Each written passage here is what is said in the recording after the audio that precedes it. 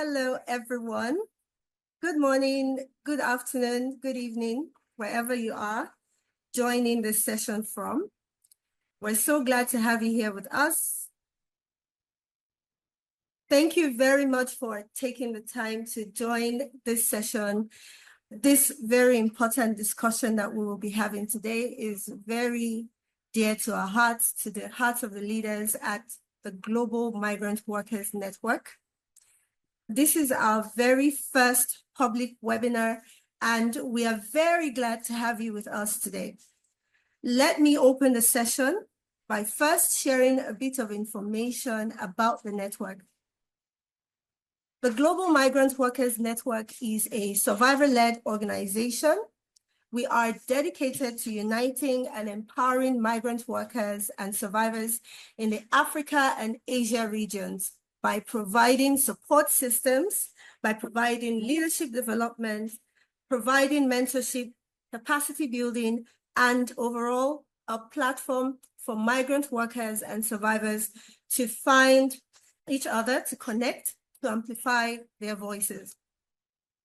Over the next 5 years, the goal of the network is to nurture about 500 migrant worker survivor leaders and strategically place them in institutions of power to ensure that migration governance is shaped by them, because they are the most impacted in all of this. This is very important because historically, survivors have not been given the space to lead. We have not been given the space to influence decisions, to include our voices, nor have we been engaged with the dignity that we deserve to determine the course of our own story and the course of our lives. Now, I know a lot of people have reached out to some of us in the leadership of the network to know more about us and how you can be a part of our work. So it's important that I share that we are currently in the phase of creating strategies and building foundational structures that will guide the future of our work, especially over the next 5 years. I, along with other leaders of the network from various parts of the world, are putting our best efforts into creating this structure. And very soon, we will be able to share more information about the network with you. So I hope that you stick around, stick with us. But for now, I'm honored to be your facilitator in today's topic, Women on the Move, Gender Rights and Migration. My name is Eseosa Eguamwense, and I am a survivor leader. I am a lived experience consultant and an advocate. I'm committed to the ethical engagement of survivors in my work. And I'm also committed to leading conversations like this one we're having today. Conversations like this that propel action for shaping policy. I'm joining this session from Nigeria, which is where I also reside. Please feel free to use the chat to introduce yourself and share your location as we move along. As we continue to celebrate women across the world and in the wake of International Women's Day, this conversation is a timely reminder that migration is not a gender-neutral experience. It is a global phenomenon. Thousands of people migrate every day. They move from their home countries to other countries. However, particularly for women, the rules are a lot more different. Women face unique gender-specific challenges that leave them vulnerable to exploitation. And despite these realities, women are taking the stand to be not just victims of circumstance, not just seen as victims, but change makers and leaders in their own right. Today, we are joined by an incredible panel of women who, I am very proud to say, are current leaders of the vision, current leaders that are moving the vision of the network. They are also taking the lead in their own communities, in their various countries where they reside, and their organizations. They will be sharing their insights today on the topic, but also will be exploring what governments and individuals and allies must do to take bold feminist action to uphold the rights and dignity of migrant women workers all over the world. I will leave the floor open now for each of our panelists to briefly introduce themselves, and then we will go into the conversation, we'll dive into the conversation, and then we'll have some time to engage the audience where we'll open the room for any questions that you may have for our panels. So please take the floor, Suzanne, Lucy, or Joanita. Thank you.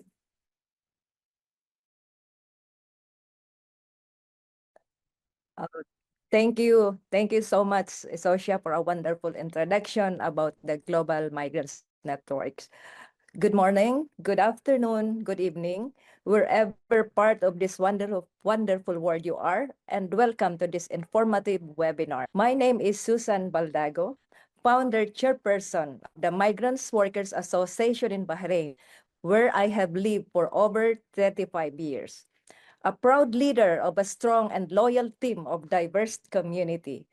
I am honored to be part of this first webinar hosted by the Global Migrant Workers Networks led by Mr. Mahendra. Together, we're making a difference, advocating for rights, equality, and the general welfare of migrants community.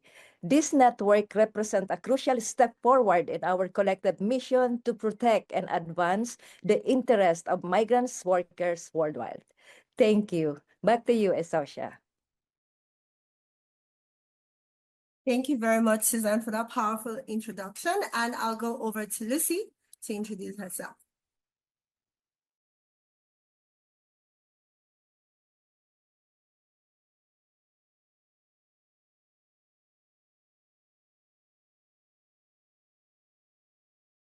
Hi everyone, my name is Lucy Turay.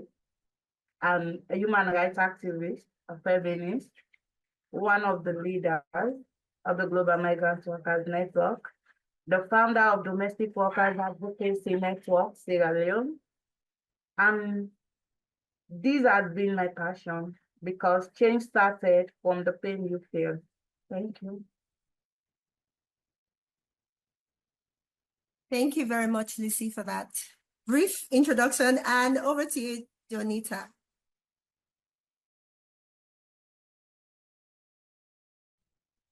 Hello, everyone. My name is Ndagire Joanita Joshirah. I'm from Uganda.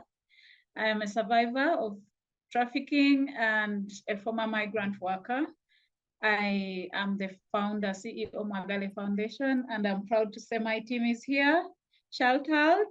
I'm really happy to be part of this. I'm at the current interim leadership committee for Global Migrant Workers proudly because I love this community, a very diverse, loving, and supportive community led by Mr. Mahendra and many leaders from different countries. I'm just happy to be part of this first webinar. Thank you. Wonderful. Such a pleasure to have your presence here, Joanita. Okay, so to begin, I'd just like to set off our questions. On the 8th of March, which is a day that is set aside to mark the International Women's Day celebration across the world, the Global Migrant Workers Network released a public statement in solidarity to this day. And in fact, I want to say that the vision of the network is to, and I quote, realize a worker and survivor-led feminist future, right? So in line with the topic that we're going to be discussing today, and as a leader of this network, I know you are currently playing a very important role in building the structures for how this vision, this feminist vision will be realized in the network.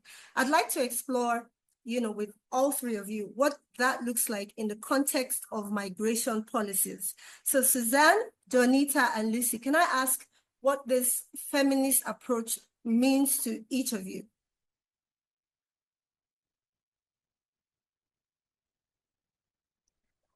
Thank you. Let's me move forward. That's a beautiful questions that venture deeper into opinions, motivations, and hidden aspects in every situation. A feminist approach for me as a migrant leader is fundamentally about advocating for the rights and dignity of migrants women. That involves listening to their voices, addressing the unique challenges they face, and challenging unfair system. A feminist approach that must be both bold and inclusive, positioning us at a critical crossroads where the rights of women are often at stake. Feminist approach that must be clear about our mission and create a movement that demands attention and cannot be overlooked. This approach involves education, advocacy, and actively working to change hearts and minds. Feminist approach should envision a world where every migrant woman can flourish, free from discrimination and has numerous of opportunities. Thank you, Eseosa. Back to you. Wonderful. Thank you so much. And let's hear from Lucy and then from Joanita. Thanks, Suzanne. This has been an amazing journey because as a feminist, just like what Suzanne said, we want to see we have our basic rights. That's why we come up with intersection feminism, which doesn't only talk about the rights of women, but it also talks about the rights of everyone. But we, the women, wants to have a leadership in this discussion because most time when it comes to policy, the culture, the society does not give priorities to women to be part of this discussion. So we want to change this culture. We want to be part of the discussion. We want to be in the table discussing our problems and challenges and means and ways to address them. So this is why we take up this challenge. This is why we are asking for feminist approach. We value everyone's thought. We value the male thought. We value the intersexual, whatever the gender that you find yourself. It's really, really important. But we want it to be inclusive, not exclusive. Thank you. Amazing. That's such a strong statement, Lucy. Thank you very much. And Joanita, let's hear from you finally. Any thoughts on the question? That question is very broad, but I'll be brief. I think we need to look at migration uniquely, how it affects women, how the migration policies affect women, because that's where everything starts from. Many migration policies see women as vulnerable, as a vulnerable group. And I think if we can address that in another perspective, that is better from seeing vulnerability, which leads most of the women to be given jobs that are on the lowest level because they think women cannot do professional jobs. Also because some countries, especially the GCC, women are not so much on the front line of being considered as developmental, so much on the front line of development and success of the countries. The policies that exist really discriminate women so much, and this is what we have to address. And it's our duty as women and also men, because my right hand cannot clap alone. If I have the men, this is the left and the right will come together and clap. So yeah, that's simply what I can say. Thank you. Amazing. Thank you so much for sharing that. And it's really great that you mentioned men and women, because feminism isn't really about, sexist. It's not a sexist focus. It is not about just women. It really is about men and women, right? So at the fore of that, I would like to, take a step back to Lucy, because Lucy, you also mentioned earlier about the challenges that women have in terms of migration or women workers, migrant women workers, right? So I would like to hear you, because you spoke so passionately about it. Why would you say are women's experiences unique compared to men's experiences when it comes to migration? Thanks so much. I'll talk from the perception of Africa, basically Sierra Leone. And when it comes to the challenges of women, and sometimes it's really, really difficult when it comes to migration for women than men, particularly in the labor market. Because most opportunities are given to men. And for women, we are given lesser opportunities. And sometimes, even when it comes to the salary rate, you as a woman will do the same job as a man, but at the ending of the day, you will not receive the same salary. That was gender discrimination. And it's really, really affecting us. So in most cases, over 18 million of women, according to UN reports, are going for domestic work in the not only in the Gulf, but in the whole globe. And out of these women that are going, most of them end up to be mothers. That was not something that men will experience. And when they become mothers, their children do not have the same rights as other children, particularly domestic workers. Their children are being abused. So they are denying these opportunities of a lovely family. And the second thing that was really, really important is the informal practice when it comes to the labor market. For men, most times they have a better contract than the women. And most times we work behind doors. So we are reliable to rape, abuses, and many other things that are not well documented. Because even now when we talk about data, the data that we have was not correct. So the abuse that we are receiving, like example, Lebanon are talking about 2 to 3 migrant workers dying a week. But what about when 7 of them are burnt in a house? Are they recorded? No. So all these challenges are getting bigger and bigger. And another thing that was really, really affecting we women is the tradition. For example, like for countries like the GCC and the Gulf, they have something that they call honor killing. It's really, really affecting us when it comes to migration.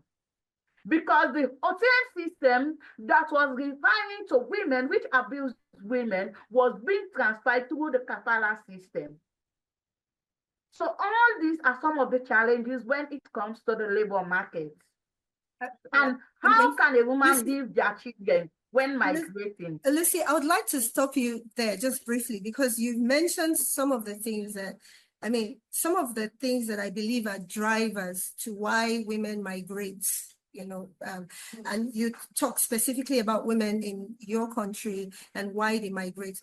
But, these problems, these challenges that you've mentioned, maybe the reasons why women leave. And even when they leave the country and they go to other countries, they still face the same issues. And this is what I hear from what you say. Now, I want to ask, these problems are there. They are obvious, right? Except people choose to ignore them. What would you say is a way that these challenges can be fixed? These drivers that force women to migrate from their countries and still get to face the same issues, the same challenges that they are running away from. How do you think these can be fixed? One of the major challenges that I want to mention last was the economic challenges. These challenges is the driver for all the challenges that allow women to migrate. Oh. And in one way to fix it is for us to identify our resources. In most cases, we have a lot of resources that we are not making good use of. For example, skills training is not important when it comes to Africa. And with these resources of skills training, agriculture, empowering women in agriculture so that they can have sustainable means of feeding their family. When you check the amount of salary that we are receiving whenever we migrate, the highest is 250 and the lowest is $100, which only go to feed the family. And we have a lot of these resources, which is like land and other things. We have the labor. What was left to be identified is the mechanism, how we can have sustainable farming in our communities. So if we look for the possible resources, you can do your research. I'm talking about cereal, but you can do your research. Let migration be an option. Because migration is not an option when it comes to most countries. That is the only solution to the problem. So if you can identify your resources and empower your people in that way so that they can be sustainable, migration can be an option. Wow, wonderful. Let migration be an option. So this is a call to governments. Let migration be an option, not a means to an end, right? Thank you very much for sharing that, Lucy. Joanita, my next question goes back to you, right? Building on what Lucy just said, because she talked about the situation in her own country. This rings true for me because I'm African and I live in Africa. So I relate to everything that Lucy mentioned, right? So Joanita, I want to ask you, let's talk about the situation in your home country, Uganda. What is the current context for women and migration? Would you say it's the same as what Lucy has said, or is there anything else that's more unique to your country that you want to share with us? Thank you so much, Eseosa. Oh, wow. It's always not easy to come after Lucy. But I'm humbled. First of all, I want to start with the last point. She pointed out that migration should be an option. Indeed, migration should be an option. Migration has to be taken at goodwill, not as a way of escape. Really, and this is happening in Uganda too. People are migrating because they don't have a choice. They're going for low-level jobs because they don't have a choice, especially women. Women will graduate from the university with very, very good grades, and they will end up in the Middle East doing the worst jobs you can think about, being treated harshly, going through the kafala system. Lucy has talked about it. The kafala system is really, really affecting us.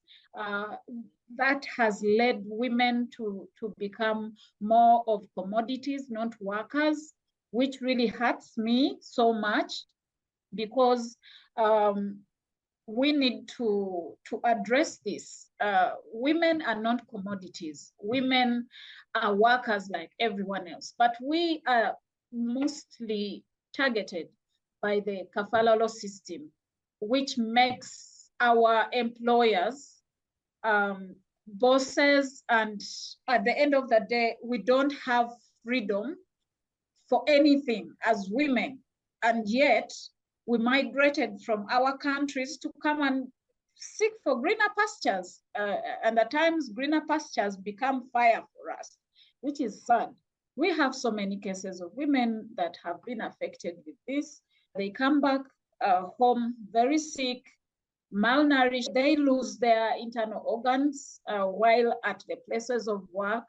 Some of them fully lose their lives. And this should not be the life of migrant workers. We need to stand up and say no to this, because, I mean, if we are to streamline migration, then we have to have everybody in a better position as a migrant worker. Talking about women and jobs, we have so many cases where women apply for a job and at the end of the day are made to do a different job. Women will leave Uganda being told, you studied nursing, you're going to be a nurse. And then when they reach the destination countries, especially the GCC, they make them go through overstay, that overstay period, and they will scare them with statements like, if you don't accept to do whatever is available, you are going to be penalized because of your overstay. You are going to pay a lot of money. Remember, you have been around not working, because they give these people, they give most of the migrant workers in my country visit visas, actually, not working visas. And that is one of also the beginning of the problems. So at the end of the day, they are left with no choice but to do any work available. Sometimes it's sex work, sometimes it's domestic work. So it doesn't differ so much from Lucy's. I don't know if that is also there in Lucy's country, but in my country, that is part of the unique dishonesty we have when it comes to women and jobs regarding migrant worker women. Thank you. Thank you, Joanita. I hope I've answered your question. Oh, yes, you have, very much so. And I can see how painful this is even for you sharing it. And when you close your eyes and you speak about it, I wish we could just close our eyes and make these things disappear. But I still have another question to follow up that. This information you just shared, if you are not a survivor, you may have come across stories or come across these kinds of information of these things that happen to women on the internet, on social media. You must have heard about it from someone. You may have an idea that these things happen. And if you haven't, you are hearing it from us now. But Joanita, how would you say the Ugandan government, or maybe the government in general, in any part of the world, is responding to these challenges, if they are responding at all? When it comes to response, it's complex. First of all, our government established an arm that is called COPTIP, Coalition on Anti-Trafficking. They are the ones handling anti-trafficking, and they are trying their best, because also migrant work is another entity where traffickers use that advantage to traffic people. So they had to create this arm to help with counter trafficking, so that they can streamline externalization of labor. However, I am not going to say that my government is heaven and they are doing it all good. Yes, they have prosecuted some offenders, some people who have, some migrant workers have been compensated, but there is a lot to be done. There is a lot that is missing. First of all, there is limited awareness on safe migration, which is one of the most important things that we need to tell our people. Number two, survivors are so much victimized. Survivors in my country are more victimized than the criminals themselves. And that has led so many survivors and many returnees to commit suicide, kill themselves. It is very heartbreaking, and there is no direct intervention by the government to support returnees that come back in a sorry state. We don't have a direct supporting system for let me say, a house or a safe house where returnees are kept if they don't have direct contact with their families, because some of them come back with, when they have lost their minds, they don't know where to go, they don't remember anything, but we do not have those direct safe houses for the returnees. So they end up moving everywhere. They end up overwhelming some of the few CSOs available to address this. And yeah, that is one of the challenges that we have. But really, I can say the government is trying, but at the same time, it's not trying. Thank you, Joanita, for that. Talking about safe migration, another thing that governments need to look at is, reporting the incidents or underreporting the incidents. This happens a lot because most of the time people come back and they're stigmatized, and they just prefer to keep quiet and stay in shame and not seek any support or opportunity. So thank you for sharing that very important point. And Suzanne, I want to, go off what Joanita shared, speaking about the government and policies.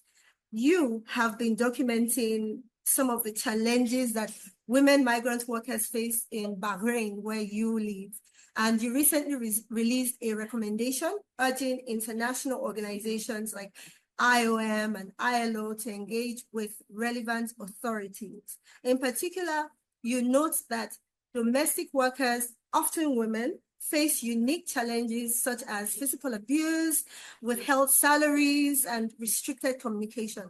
Can you maybe share some of these key recommendations you've made in case we have some government officials on this call that may want to learn from your example? Yes, Eseosa, thank you so much. And it is really with heavy heart hearing all this presentation from Joanne and Lucy. And it's being a migrant, a woman, we are all affected. And yeah, we have been documenting the difficulties faced by migrants, domestic workers, and have presented several suggestions to the Labor Market Regulatory Authority. While there are numerous issues to consider, I'd like to highlight few crucial concerns and recommendations that required immediate attention. First and foremost is the domestic worker protection. Domestic workers face challenges like abuse, unpaid wages, and restricted communication. To address these issues, we recommend to enhance emergency response, improve the 995 hotlines with embassy notification and translation support, ensure regular days off, end of service benefits, and secure salary payments through checks or through banks. Ensure communication access by providing domestic workers with phones or communication facilities. These measures aim to protect domestic workers' rights and safety. Second, the passport withholding by employers in Bharain is illegal and violates workers' rights. This practice restricts workers' freedom of movement, prevents job changes, and hinders travel in emergencies. To address these issues, we recommend that the government should enforce strict penalties for employers who withhold passports, treating it as a criminal offense. Implement a monitoring system through LMRA to ensure employers return passports immediately after visa processing. Increase awareness among workers about their rights to retain their passport using embassy LMRA channels. We are also doing this awareness in Moab. Legal support. Migrants, domestic workers often find themselves in vulnerable situations, and particularly when denied during inspection or facing disputes with employers. Many cannot afford legal representation, leaving them defenseless against charges, unable to unpaid wages or challenge wrongful detentions.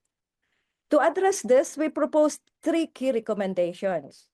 Establish a pro bono legal aid network supported by international organizations, embassies, and even local NGOs. This will ensure that migrants workers have access to legal representation regardless of their financial situation. Guarantee detained workers access to legal counsel before any deportation proceedings. This is crucial to protect their rights and ensure fair treatment. Coordinate with embassy officials and NGOs liaisons officers must be present during interrogations. This will help ensure fair treatment and proper representation for migrants workers. By implementing these measures, we can significantly improve the legal protection of migrants workers, ensuring their rights are respected and their voices are heard. Let's talk about runaway cases are often exploited by employers to penalize workers who leave jobs due to poor conditions or withheld wages. These cases are frequently filed without evidence or after employees have left for valid reasons, such as unpaid salaries. The consequences are severe.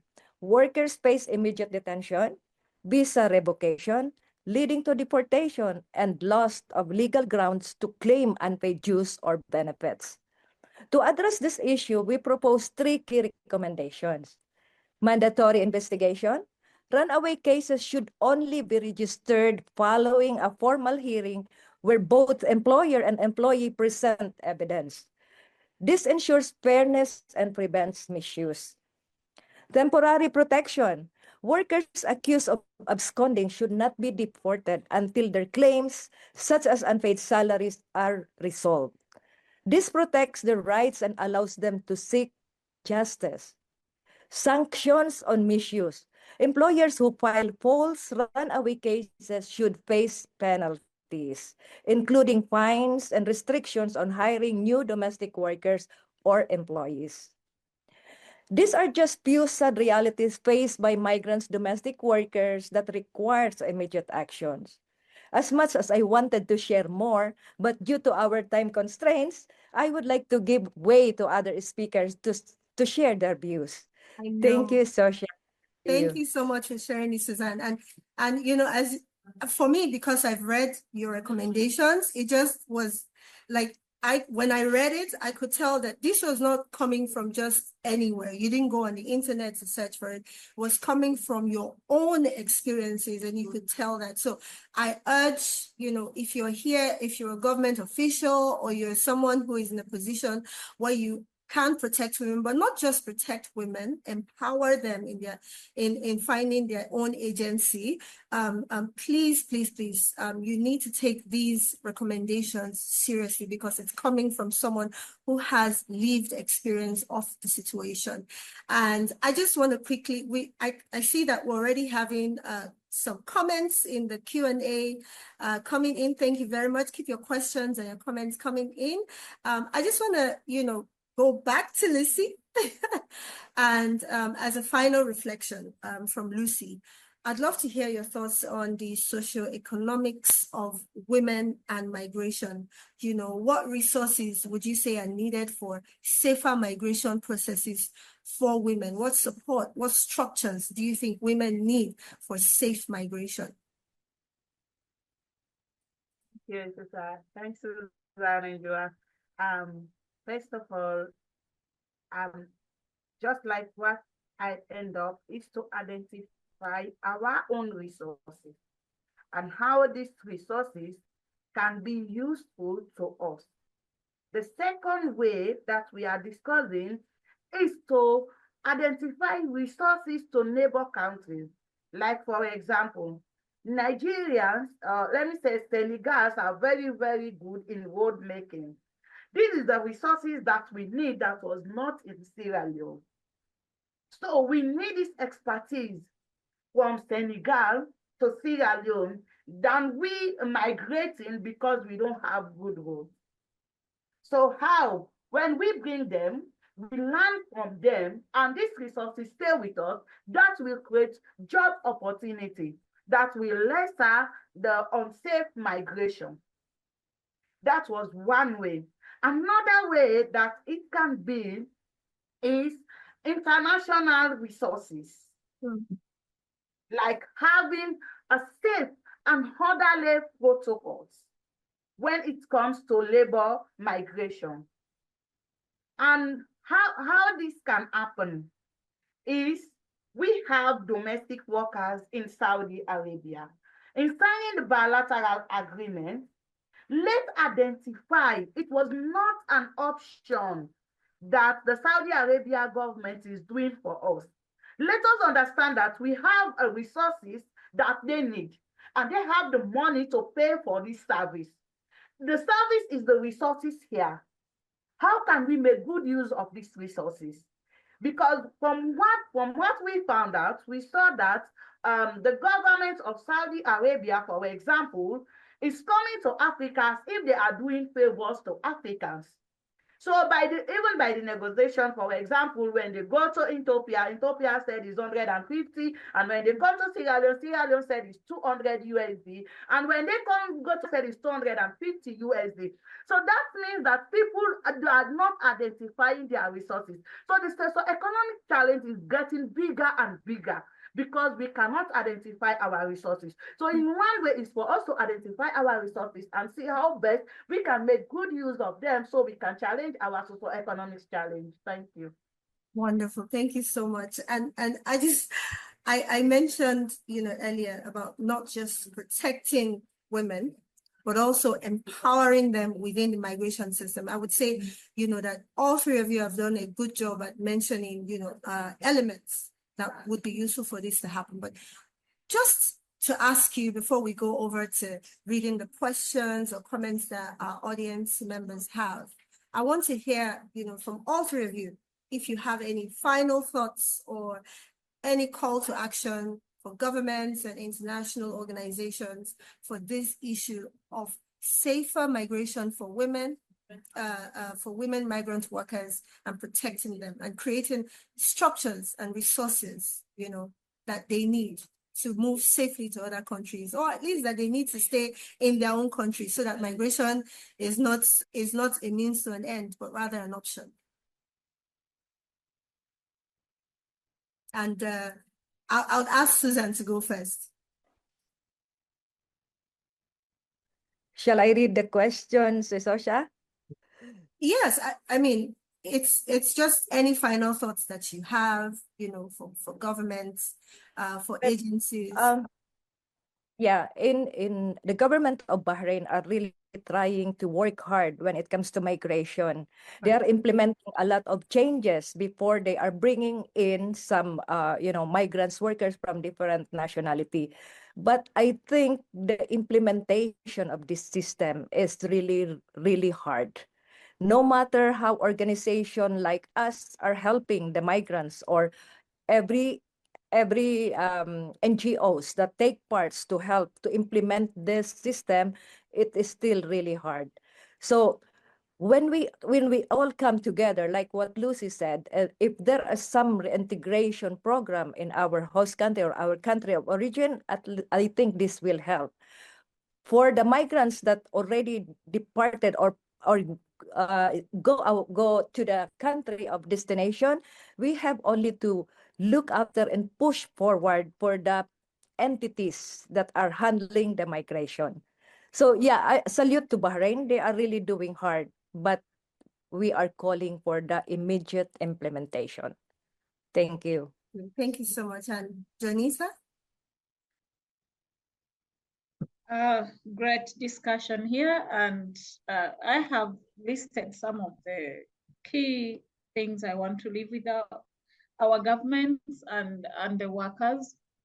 I will start with the migrant workers.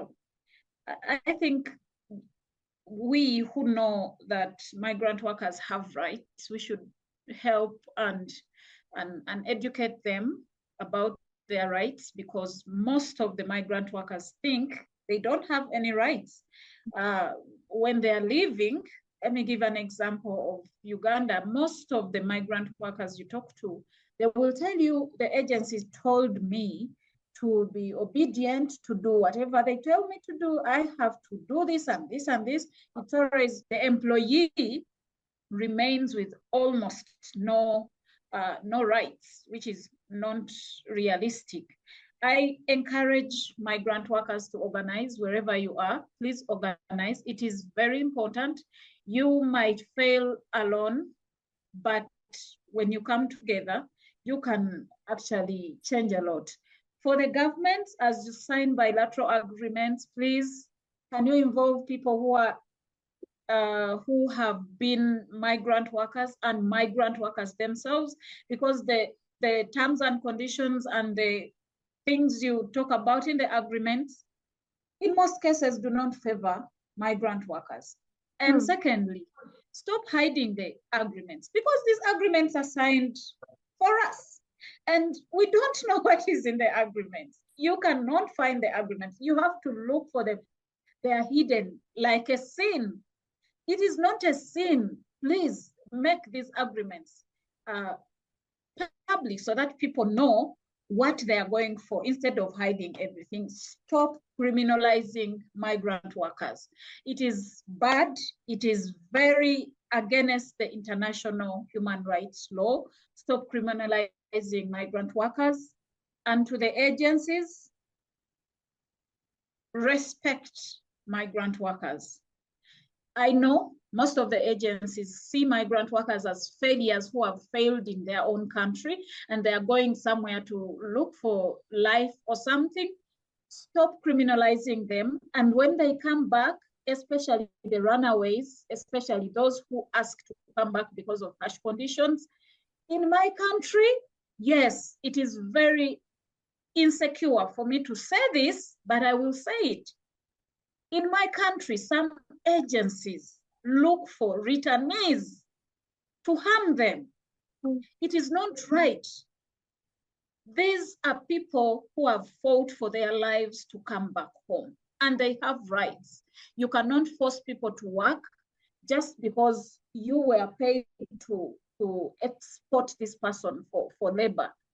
They have rights. They have a right to live. Please stop criminalizing migrant workers. The last one, let us address the push factors as sending countries so that we can export able labor that can fight for themselves. Thank you. Amazing. Thank you, Joanita. Thank you. I see that, Suzanne, you're muted. You want to add something to what? Please go ahead. Yeah.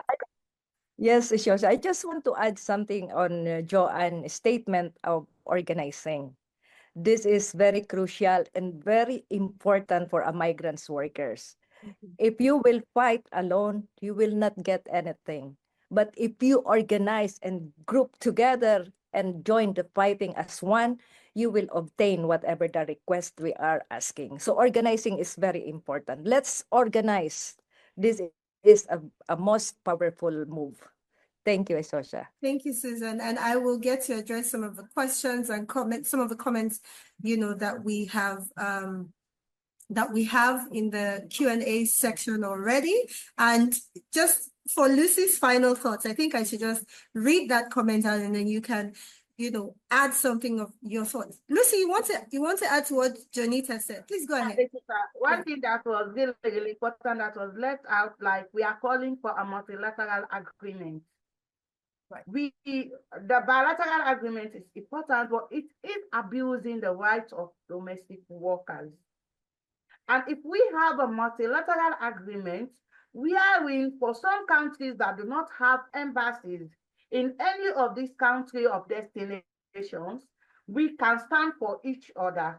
But the bilateral agreement is only coming from the country of origin to the country of destination. And with this multilateral agreement, we can have a unified contract, which will help to protect the rights and dignity of workers. That was my last statement. Thank you. Yes, Lucy, I'm hoping that's not your last statement because I want you to respond to some of the comments that are already in the Q&A. But, what all three of you have said, especially about migrant workers and survivors finding a space to connect with each other is very important. And that's why organizations like initiatives like the Global Migrant Workers Network, these kinds of initiatives are important for us to know what our rights are, to know what to do, to, commune with each other, to know What is happening in your country? What's happening in my country? How can I move forward in where I am? So thank you for sharing this. And I'm going to read a comment, a very long comment, but I'll just read a few of them from one of our audience members, Tata Ruth, who, by the way, is a member of the network. Tata Ruth says, women's migration experiences are shaped by unique challenges that demand special attention. Unlike men, women are at higher risk of trafficking for prostitution, exploitation, and abuse in foreign countries. Even in legal employment, gendered barriers persist, such as period-related struggles. Thank you so much for sharing that, Tata, which can affect productivity, but should never justify low wages or unfair treatment. The reality is many women migrate because our home countries fail to consider our specific needs, from economic opportunities to workplace policies that support women. Yet, when we return, instead of reintegration support, we face stigma and shame, often forcing us to endure horrific conditions abroad rather than come back to a society that judges rather than supports. To truly address the plight of female migrant workers, we must push for policies that protect us at home, abroad, and upon return. Ensuring migration is a choice, not a necessity of survival. Thank you to the amazing panelists.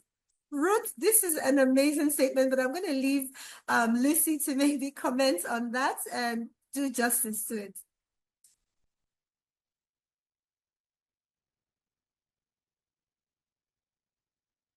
Thank you. I know you are so amazing because we have met a lot. So, just like what Ruth said, when women come back home, we still have survivors who have come back home for the past 10 years. They are still struggling. They can't stand on their feet because of the humiliation. So one of our own approach is that how you can build up yourself, how you can be self. We give you the support, we gave you the opportunity, but you have to do it for yourself because you are the one facing the challenge. So you know how best you want it to be settled. So that's why for the center in DoWAN, we always tell people that we are working with you to build up yourself. Okay. With you. Thank you.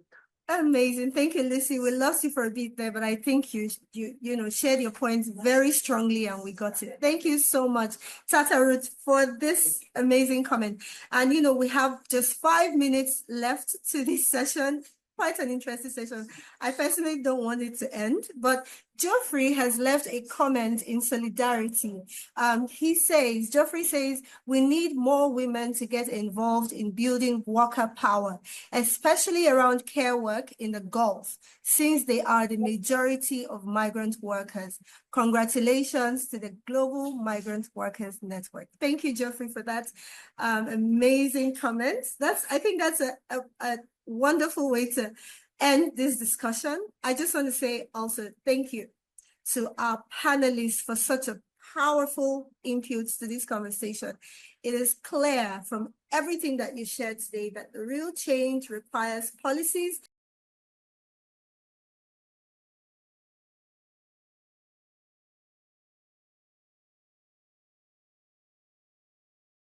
society, right? As we leave this space, I'm urging everyone, all of us here today, that we continue to push for bold feminist action that centers the voices of those that are most affected. Thank you very much to our panelists. Thank you for sharing your expertise, sharing your experience, and your wisdom for solutions. Thank you to our amazing audience. Thank you for engaging in this conversation. Let's keep working together. Connect with us, in future. Oh, I see that there are more comments. Amazing. Okay, so we have to close now, but yes, there's a few more comments here congratulating the network and giving suggestions. So we have to close because we have to respect everyone's time. But let me just read this final comment from someone and then we close. This is from Sadiq. First and foremost, I would like to congratulate all of you on successfully hosting the first ever webinar. Thank you. We couldn't have asked for a better start to the Global Migrant Worker Network virtual session than this. Speaking of feminism, one of the best suggestions would be to emphasize that no job should be restricted by gender.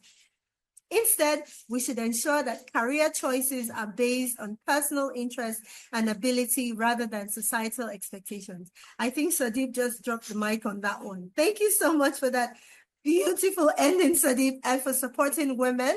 I hope that you all continue to support the women in your communities around you. Thank you again for such a wonderful time. I hope to see you again in our next webinar. We will share the information in due time. Thank you all. Thank you so much. Have a lovely day. Bye. Bye. Thank you, everyone.